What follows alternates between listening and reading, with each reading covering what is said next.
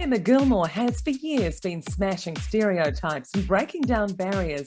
She's one of New Zealand's best rally drivers, becoming the first female to win an event in the New Zealand Rally Championship and taking out runner-up overall 3 times. But a new benchmark has been set.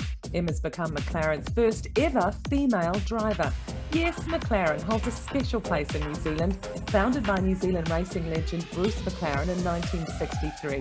She will drive in the Extreme E Series, a new race raising awareness about carbon pollution, as well as promoting diversity with a female and male driver. She joins me now. Thank you, Emma. Thank you for having me. Has it sunk in yet, being signed up to McLaren? It was funny actually. Yesterday we were doing some testing, and it's the first time I've driven the car and worked with the team in that. And I'm sitting in the car, waiting to go out, and I'm looking at the guys working at the car, and you see like McLaren on their shirts, and you're like, wow, this is real. It's still bizarre because I mean they're really nice people, they're really down to earth, but I mean they're the top of the game, like whatever you do, they're so good. Whichever, if it's the communications department or the engineers or the mechanics, everyone's just at world-class level. So it's amazing. Pinnacle. It is the pinnacle. Yeah. And does it feel like that for you? Does it feel like, was it surprising when you got the call? Because when you got the call up, you didn't believe it. You thought it was a hoax. I just I didn't realize that. I saw an email from a Zach in my inbox, and then when I realized who it was sort of like, wow. It's like, I suppose it has sunk in, but I mean, again, if you told me a year ago I'd be sitting here doing what I'm doing, it's just so far removed, because we think of McLaren, we think of Formula One. You don't think of a rally driver from Dunedin, New Zealand, crossing paths with that. Excellent. And, I was reading about your past, and you were actually an amazing horse rider, and then you gave that up to do racing. Well, no, you sort of fell into racing, didn't you? Tell us about that. Yeah, I like you say, I did all the pony club stuff growing up. Mum and dad took me and my sister around the countryside, and I had a wonderful childhood doing that. And I had big ambitions. I thought that was what I was going to do, and go to the Olympics and be the next Mark Todd. But I just started to lose my nerve as I got a bit older, and the horses hadn't read the game plan about what we were going to be doing. And I just thought maybe not after all.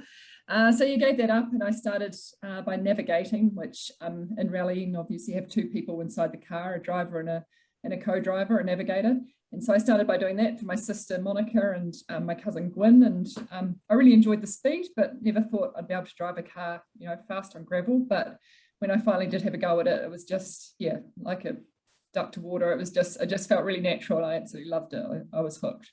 I love how you say you got a fear on horses, but then you decided to jump in a really fast car instead, and that's way better. Hello, are you crazy? Well, generally speaking, the car doesn't have a mind of its own. It should do what I tell it to do within reason. And I still take my hat off to horse riders. I just think it's the gutsiest sport out there. The animals, and it's still the biggest buzz, but it takes a lot of bravery. As in, for me, I see the motorsport, it's a pretty calculated risk. We've got a lot of safety gear around us. So And are there some similarities between horse riding and driving a car fast? Absolutely. It's a really interesting thing, because there's a couple of things. There's the attitude or the mindset. So in horse riding, when you're doing cross country, you might come up to a fence and the striding will be all wrong, and it's like, oh, this is going to be ugly, but you've still just got to go for it. Like, there's no abort button. You've just got to try and get over the fence as best as you can. And it's a bit like that with rallying. You've come into a corner and you've got the wrong speed, you've got the wrong gear, wrong line, whatever it might be, but there's no way to abort out of it. You've just got to always be focusing forward. And then the actual driving, you feel a lot from your seat, which is the same with horses. You've got to be looking where you're wanting to go, and from your seat to your hands and your feet, your touch points with your car as they are with the horse. So there's a lot of similarities. It's so fascinating, isn't it? And you talk about how tough it was early on rallying, that you cried a lot from the pressure. Tell us about that. Tell us how you managed to push through, coming to a sport, I guess, a bit later in life than other people. What was that like? Yeah, it's interesting. Like my when I very first started, it was my partner, or my boyfriend at the time, he sat beside me as my co-driver, and And I'm sure he had a lot of patience with me, but he'd also get to a point of frustration where I think I'd get that nervous when I started rallying, like I'd be so wound up that I'd drive really, really badly and really passively.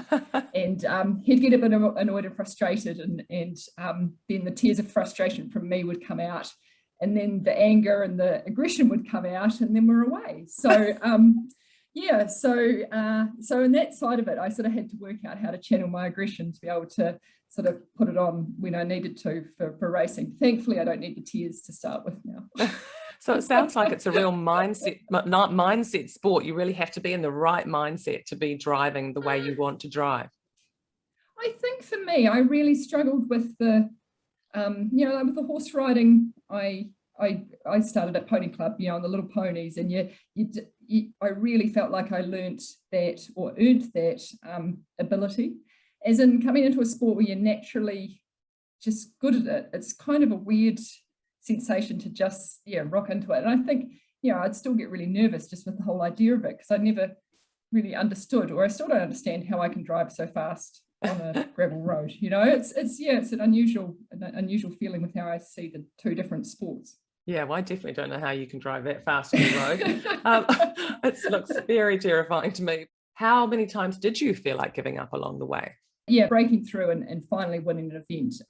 It felt a long time coming, because I guess when I started in the sport, again, I was always sort of in the top few for a long time. So I sort of always felt that the win would just be there, and it didn't come, and it was just always so close, and it just wouldn't happen. So when it finally did happen, it was that real sense of satisfaction that I'd sort of stuck at it. And there'd been a time I had a really big accident quite early on in my career. And when I came back from that, there were people that were sort of questioning whether I'd just lost my speed, but I was struggling with the car and its setup and all those kind of things. So, there's been a lot of times where if you haven't had the right people around you believing in you, you would have just said, actually, this is just getting too hard. So having those people that have continued to believe in me and support me, has got you through those tough times. And then it makes it so much more rewarding when you do make it, because you've got all these people that have come along with you on the journey.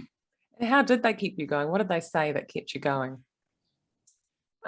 Well, I mean, they've all helped in different ways. There are people that have supported me with sponsorships and been part of my journey, like Vantage Windows and Doors have been part of my rally team from, very, very early on in my career. And, at different times, I definitely haven't had the results that probably, you'd expect for the sponsorship and what they've, invested in me. But I guess because I've always tried to represent them well, they've stuck by me and they've continued to believe in me.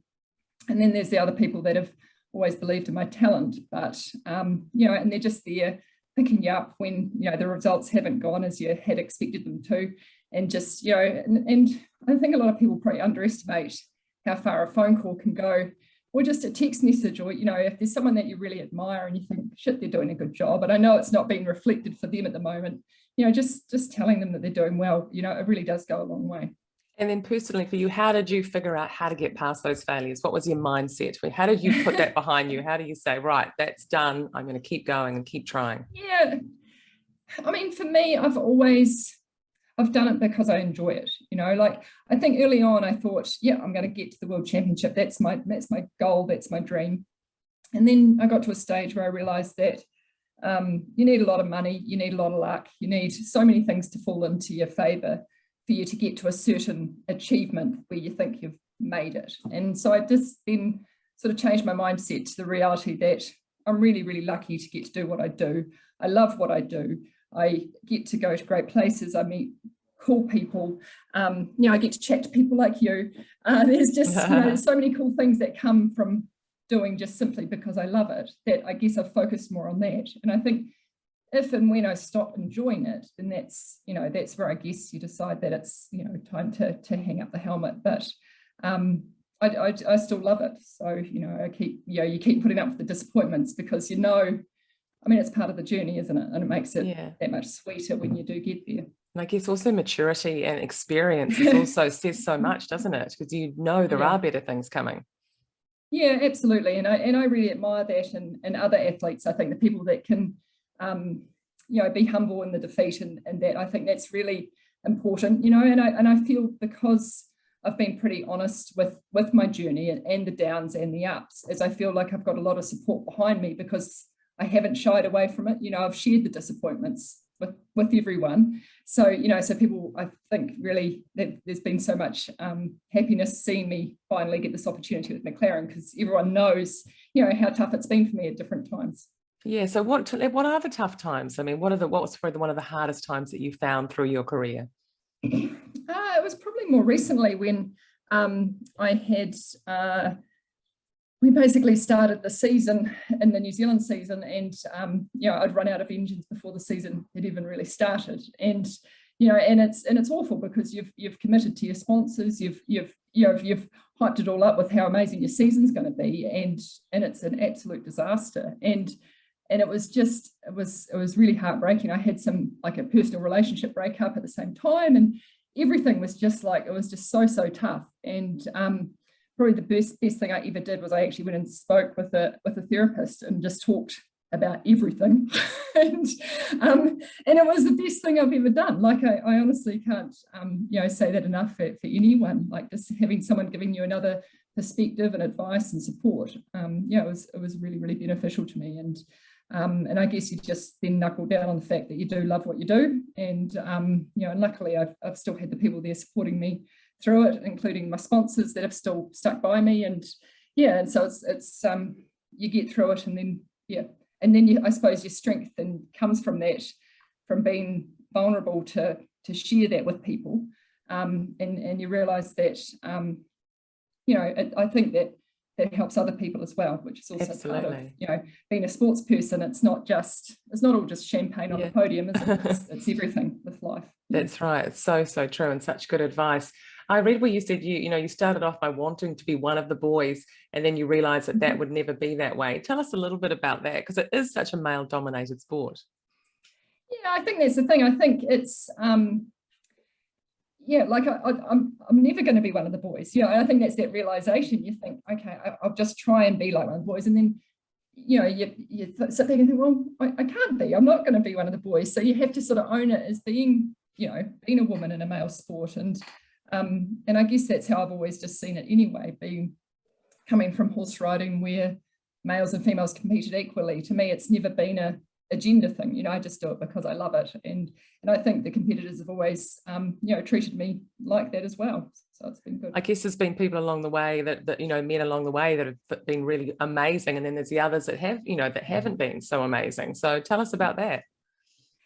And I mean, I don't even know if you could say that's a gender thing. I think you could, that can be true of anything. You have your good competitors and you have your average competitors, and the ones that are encouraging and supportive. I think again, I mean, you learn your good and bad behaviours from how other people act, don't you? That you think, I want to be more like that person, and I don't want to be like that person with how they treat others. So I guess you wanted to be taken seriously.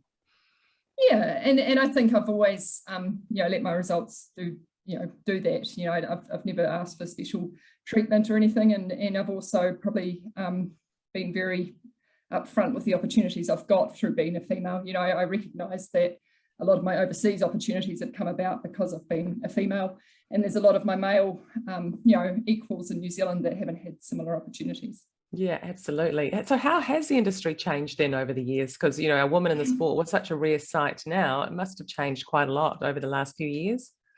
I think it's interesting. It's definitely, I think there's more girls coming through at grassroots level, which is the most encouraging thing, because for us to see, for example, a woman in Formula One, we're going to need more girls at grassroots levels. We need everyone to filter through. So I think we see that really strongly now in the likes of karting in New Zealand, and also speedway, off-roading. There's a lot of girls taking part, and likewise over on the two-wheeled side and motocross and that. I mean, we've got Courtney Duncan, who's a fantastic example of a New Zealand world champion.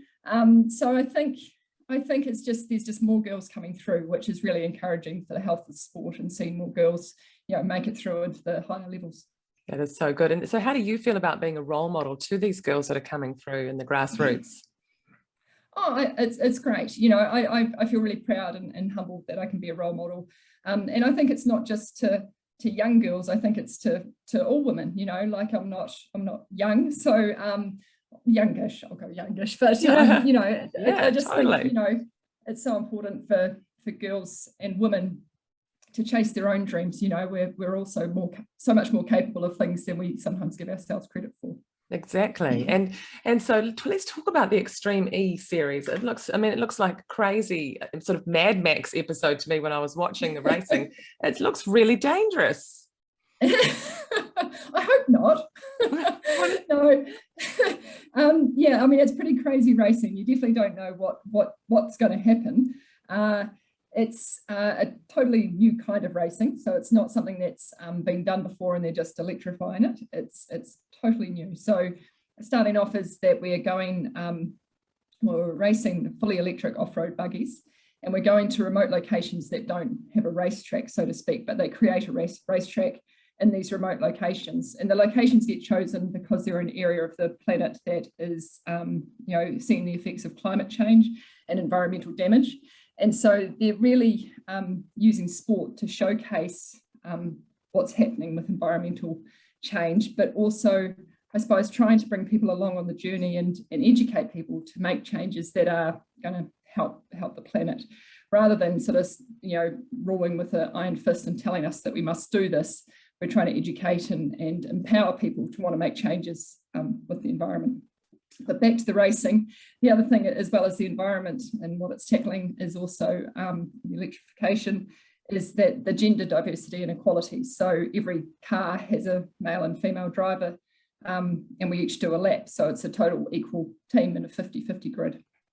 So, and is it you're looking forward to it? I mean, it looks super fun as well. Yeah,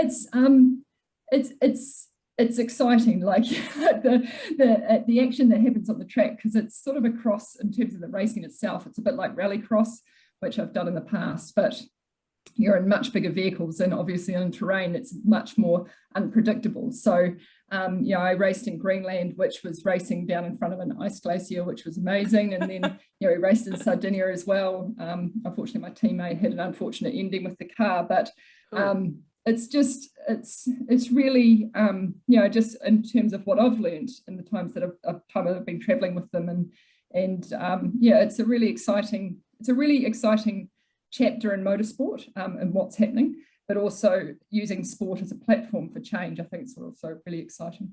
Especially on the climate change front. We were at the COP26 summit meeting the Prince, I see. That must have been fun.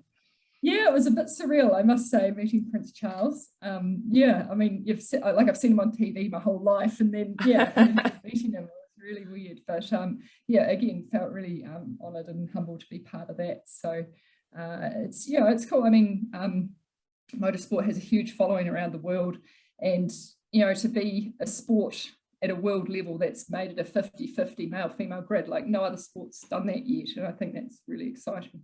And maybe that's the future, do you think? The whole, you know, because let's face it, there's a lot of carbon fuels burned in Formula One, whereas the e-racing is different. Yeah, and the other thing, sorry, I should have touched on with the series as well, is that there's no spectators at the events either, so they do it all television as well, just so that, again, limiting the carbon footprint with what they're doing. So wow. I think it is the way of the future. Yeah, definitely with the way they're heading. That's great. And so you haven't been home for a while. You've been stuck and you've been trying to get home for a while. Yeah, I keep playing the MIQ lottery. Unfortunately, I have the same luck with this lottery as I do with winning lotto as well. So I don't seem to be winning it, but yeah, we'll play it again soon, and yeah, and hopefully we can get home. So yeah, it's crazy to be stuck. Yeah, made a refugee from New Zealand. And has it been hard? Has COVID been tough for you guys as well over there? I've been over here for just over 4 months now, and it actually feels really quite normal. Like you know, they've put good systems in place in regards, you know, you always sort of sanitize when you go into places and wearing face masks, but you know, down in England now that's not even really mandatory. It's sort of your own choice or preference. So yeah, I mean, obviously COVID's here and people are living with it, but they've carried on, I think. So yeah, hopefully we can catch up soon and, you know, just learn to live with it, because unfortunately it's not going away. And are you still getting lots of interest about the call up from McLaren? Have you still got lots of publicity things to do?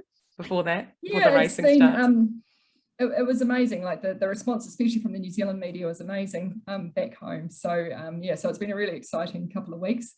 We've got some more testing that we're doing with the team later this month, and then the first event with McLaren will be in February next year. Oh, fantastic. Well, all the best. We're so proud of you, Emma, and all the Thank best for you. everything coming up. We'll watch your wild ride, and no doubt you'll be achieving more success. Thank you very much. Thank you. Bye. See ya.